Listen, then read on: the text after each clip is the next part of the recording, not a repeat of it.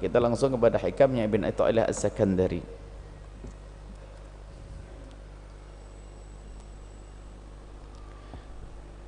Qala Asy-Syaikh Ibn Athaillah As-Sakandari rahimahullahu taala, nafa'ana Allahu bihi wa bi ulumihi fid dharaini amin, ila anqal husnul a'mali nataiju husnil ahwali. Baiknya kualitas amalmu, baiknya kualitas amalmu itu adalah nataiju husnil ahwali, buah daripada daripada baiknya halmu. Ada amal, ada hal. Apa amal, apa hal, nanti kita jelaskan. Wa husnul ahwali, dan baiknya halmu itu minnata iji tahaqquqi, buah daripada keseriusanmu fi maqamatil inzali, di dalam menempatkan dirimu di maqam inzal. Ada maqam inzal, ada ahwal, ada amal, ada tiga. Apa itu amal? Amal kita, perbuatan-perbuatan baik yang dilakukan seorang hamba. Kita tidak membahas perbuatan jelek. Perbuatan jelek jelas nilainya adalah jelek. Kita ini berbicara karena kalangan orang-orang baik ini, yang as-salikuna, ahli suluk menuju ridha Allah. Kita ini orang yang mencari ridha Allah. Maka yang dibicarakan adalah amal baik.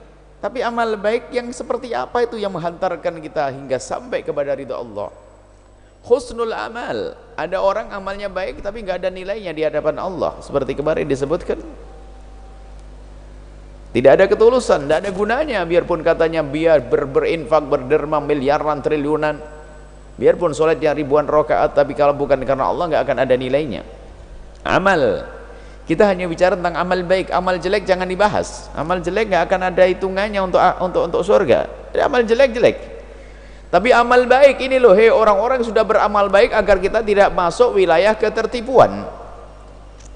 Kualitas amalmu itu tergantung bagaimana keadaan halmu. Hal itu apa sih kan? Hal itu adalah keadaan hati di dalam berupaya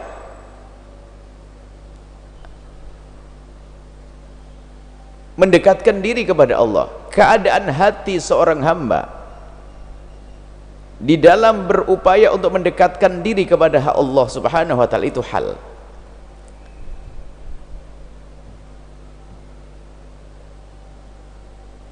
Nanti baru ada bandingannya kalau ada inzal. Lah, kalau makom inzal itu inzal dari anzal yunzilu inzal, penempatan dirimu olehmu sendiri. Jadi di mana engkau menempatkan dirimu? Inzal. Maka kalau inzal ini adalah sudah penataan hati. Bagaimana seseorang di dalam menempatkan dirinya di hadapan Allah. Kalau dia menempatkan dirinya di hadapan Allah, tidak pada tempat yang semestinya, bukan sebagai hamba yang harus mengabdi kepada Allah, hatinya pun tidak dihadapkan kepada kecintaan kepada Allah, tidak ditanamkan rasa takut kepada Allah, berarti dia tidak punya makom inzal. Maka makom inzal ini adalah bagaimana kita menempa hati kita, menempatkan kita ini adalah diri kita ini. Cuman di dalam diri kita ini ada yang paling inti adalah hati. Makanya ilmu tasawuf, ilmu membersihkan hati. Maka bagaimana memangkas penyakit-penyakit di dalam hati? Ada penyakit hati yang namanya penyakit kikir. Kalau sudah dipangkas penyakit kikir, maka yang muncul adalah sifat mulia, yaitu kedermawanan. Kemudian kita pangkas sifat kesombongan di dalam hati, maka akan muncul nanti sifat yang namanya ketawaduan. Kalau sudah kita pangkas nanti hubbud dunya di dalam hati, terus diasah, kita bercerita tentang keadaan dunia, pungkasan daripada dunia seperti apa, bahaya dunia. Kalau sudah sampai memangkas hubbud dunia ini, maka akan muncul hubbul akhirah. Nah, jadi menempatkan kita itu loh dalam posisi kemuliaan, itulah namanya inzal. Inzal, upaya tahakkuk, berusaha serius di dalam membersihkan hati kita dari bermacam-macam penyakitnya. Itu adalah kita ingin sampai kepada makom tertinggi, makom inzal. Bukankah inna akramakum indallahi atqakum, yang paling mulia di hadapan Allah adalah yang paling bertakwa, yang mampu dia menempatkan dirinya di makom tertinggi dalam makom inzal, dalam pembersihan hatinya. Lah kalau sudah hati ini bersih, muncul hal, kalau sudah makom inzal, makom itu adalah nggak akan berubah karena sudah menjadi watak. Watak dermawan baru berderma, watak tawadhu sikapnya terlihat. Jadi ini paling penting dalam makom inzal. Makanya paling makomat tahakkuk fi makomatil inzal. Bagaimana kita di dalam keseriusan menempatkan diri kita di makom tertinggi ini, makom inzal nih. Jadi bagaimana engkau tempatkan, kaifa tunzil, bagaimana engkau menempatkan nafsaka, dirimu. Kalau dalam urusan tohir, orang harus tahu dong, kalau biar dihormati oleh seseorang harus tahu diri dong, bisa menempatkan dirinya, kan begitu manusia. Mau dihormati orang, dia nggak bisa menempatkan dirinya. Ke rumahnya orang duduk di meja, ya nggak bisa. Sama, kalau kita ingin dimuliakan Allah, tempatkan dirimu, dan diri kita itu kuncinya di hati.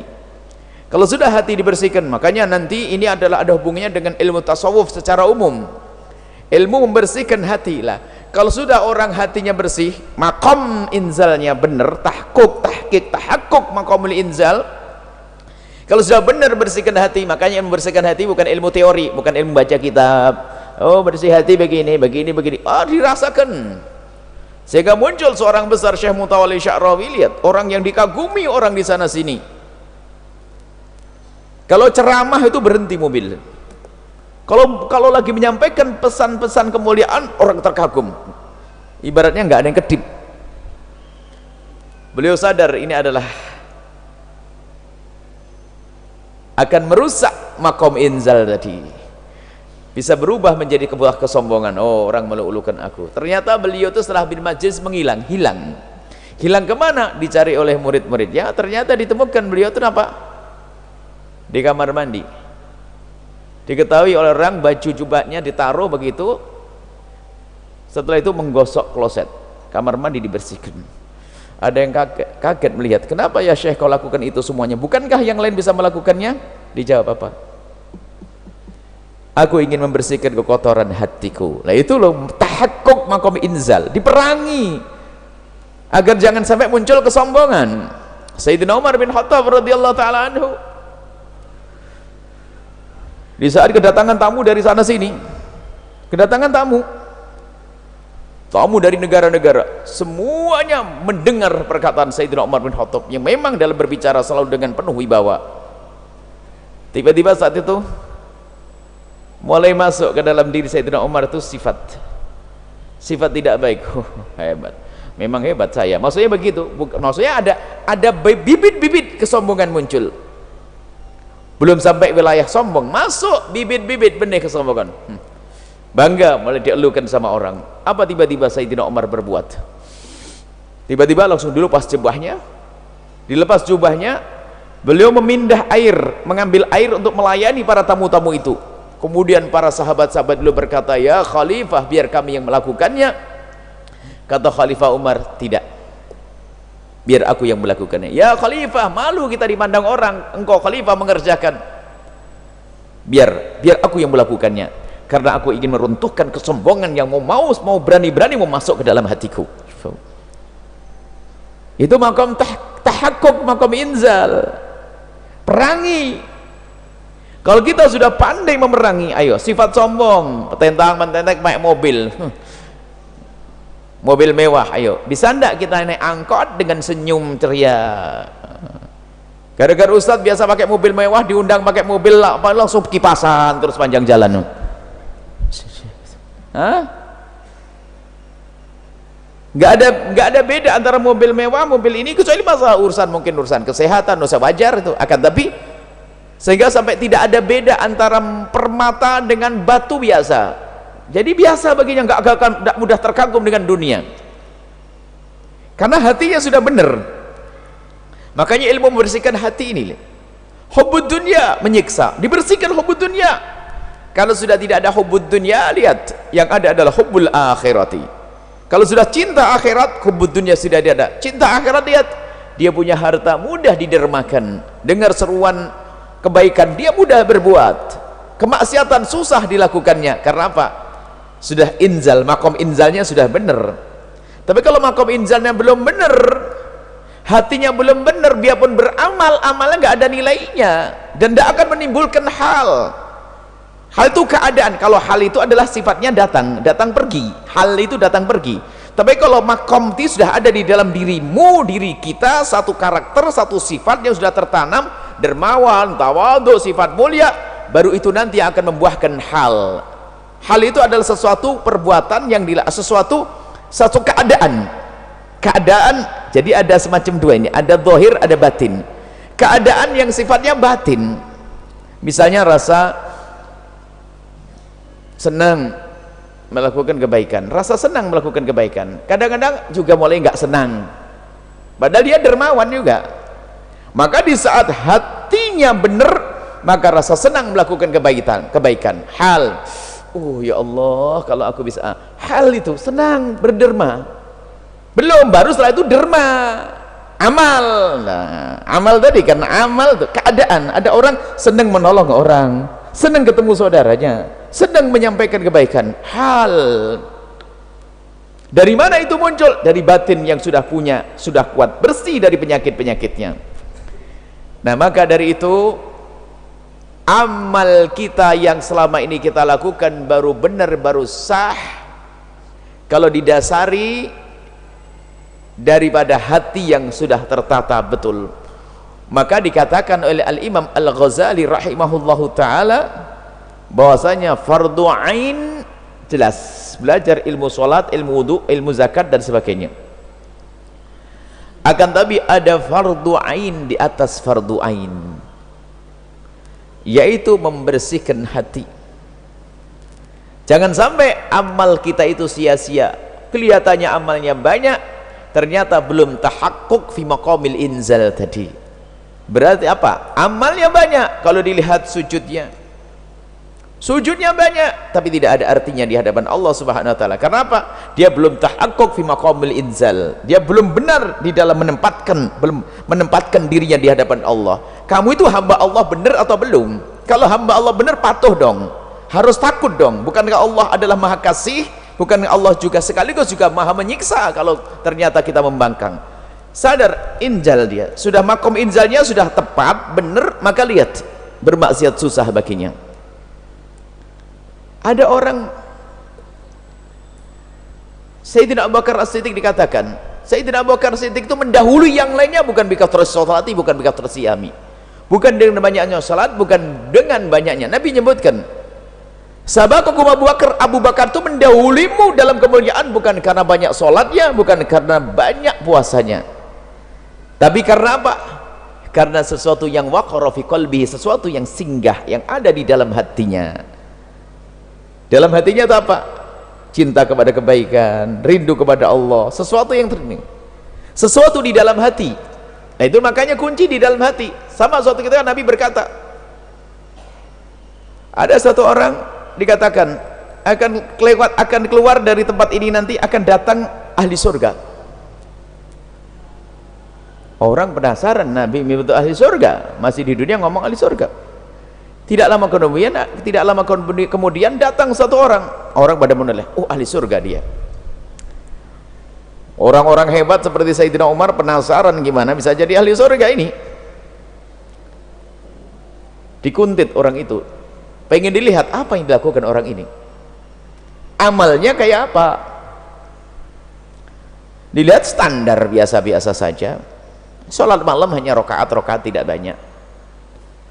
Dia bangun sebelum subuh, sebelumnya ada tahajud, sholat biasa. Dia berhari-hari penasaran. Tapi Nabi pernah menyebut berkali-kali dia adalah ahli surga. Setelah itu penasaran Sayyidina Umar bertanya, apa yang menjadikan kau, amal apa yang selama ini kau lakukan? Tidak, saya tidak punya amal. Ya sholat qobliyah wajar lah, tahajud wajar, kalau tidak tahajud ya tahajud duha ringan-ringan begitu, tapi kok banyak-banyak seperti orang yang lainnya. Akan tapi aku tidak pernah tidur dalam keadaan aku menyimpan dendam kepada siapapun. Aku tidak tidur kecuali hatiku sudah aku lepaskan dengan dendam dan amarah kepada siapapun. Kata Sayyidina Umar, oh ya itulah kuncinya, urusan hati yang sudah ditata, penyakit dendam dipangkas, penyakit hubud dunia dipangkas. Ingat, kalau sudah bicara hubud dunia itu bukan berarti kita jauh dari dunia. Oh tidak, dunia itu sudah jatah, Anda usir pun datang kalau harus datang. Biarpun dikejar setiap hari jungkir balik tetap nyungsep, ada banyak itu kisahnya. Dunia ini bukan urusan. Kalau sudah namanya hubud dunia, itu nggak ada urusannya dengan orang tuh banyak duit atau tidak banyak duit. Nggak punya duit tapi hubud dunia ada. Nggak punya duit tapi hubud dunia. Dia cari duit gaji 300 saja sampai nggak sholat, buka aurat, padahal cuma beratus ribu. Tapi ada orang biarpun duitnya banyak tapi nggak hubud dunia, duitnya banyak, sedekahnya banyak, enteng sedekah, senang, gembira sedekah, senang dia bersedekah, berbuat baiklah. Jadi jangan diukur kalau masalah hubud dunia, jangan paling. Kadang ada orang kalau sudah ngomong hubud dunia, hubul akhirah, ya ngajar orang melarat. Oh nggak ada hubungannya dengan kemelaratan itu. Orang sangat cinta kepada Allah dan Rasulnya, pangkat tinggi, maqam tinggi ada, tapi jadi raja, Raja Sulaiman dan Raja Daud, Nabi jadi raja, punya apa aja itu. Abdurrahman bin Auf orang kaya pada zaman sahabat Nabi SAW. Jadi jangan serta-merta kalau bicara tentang hubbul akhirat lalu harus fakir-fakir, kemudian kalau hubbud dunia harus kaya. Oh enggak, nggak ada urusannya dengan itu. Itu sudah jatah Anda, sudah jatah Anda, tidak akan kena siapapun. Sampai dikatakan oleh Nabi, engkau tidak akan mati kecuali engkau sudah menghabiskan jatahmu di dunia. Selagi masih ada nggak bakal mati. Sudah. Nah, jadi masalah bicara hubud dunia tadi kami sebutkan adalah masalah membersihkan hati. Bagaimana agar dunia tidak menguasai hati kita, sehingga datang perginya dunia baginya adalah biasa. Bisa diberi oleh Allah kekayaan, ternyata dia malah berbuat baik dengan kekayaannya. Dia ngerti. Diberi pangkat pun demikian, diberi apa saja digunakan untuk Allah Subhanahu wa taala. Nah kuncinya adalah di dalam urusan hati ini. Baik, setelah hati itu benar, maka muncul hal. Hal itu bisa dimaknai juga adalah satu keadaan yang satu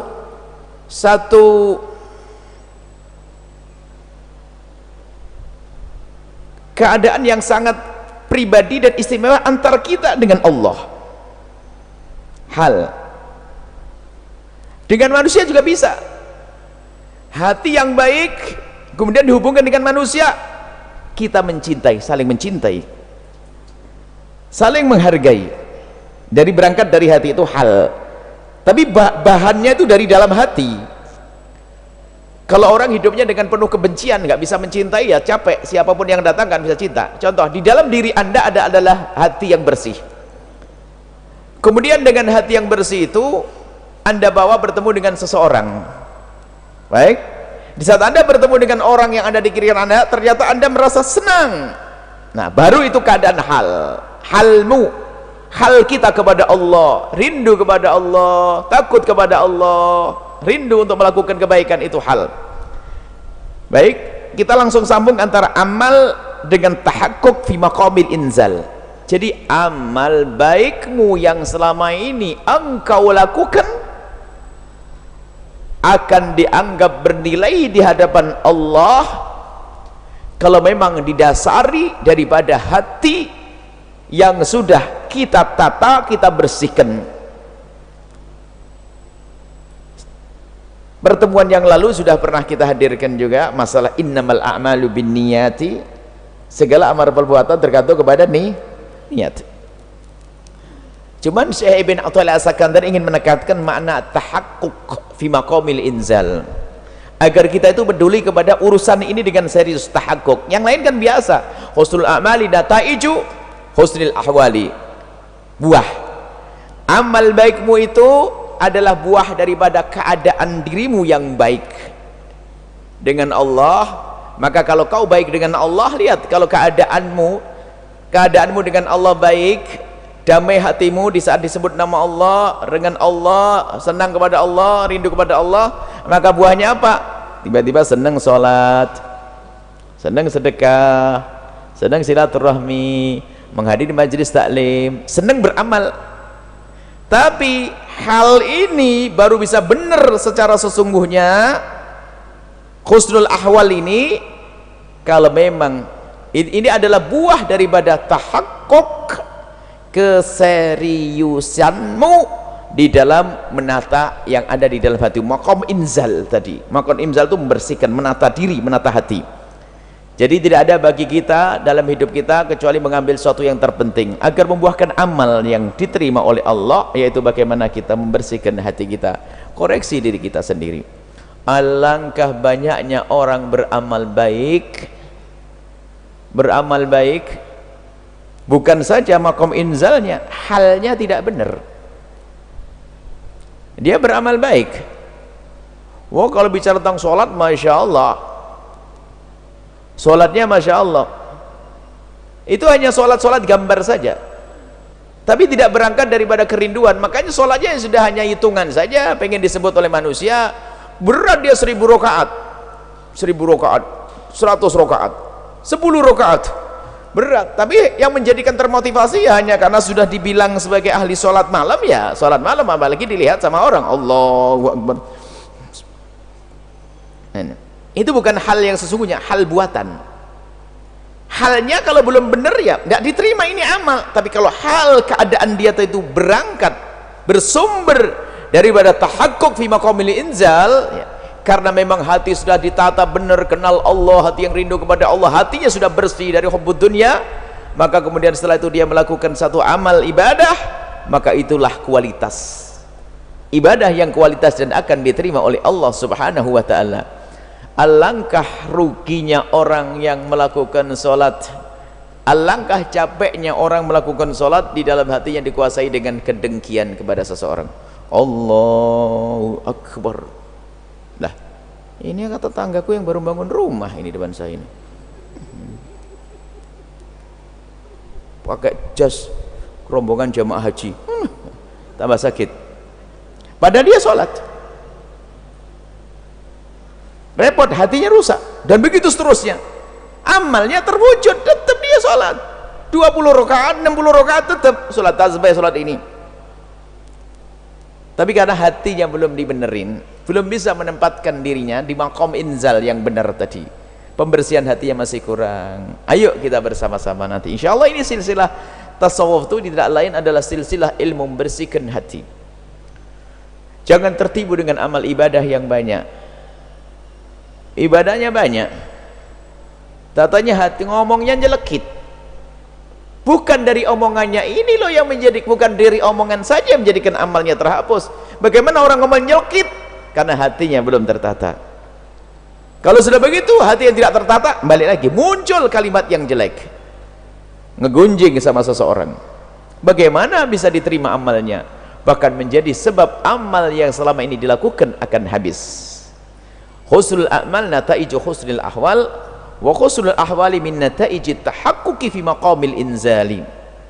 Baik, ini saja insyaallah.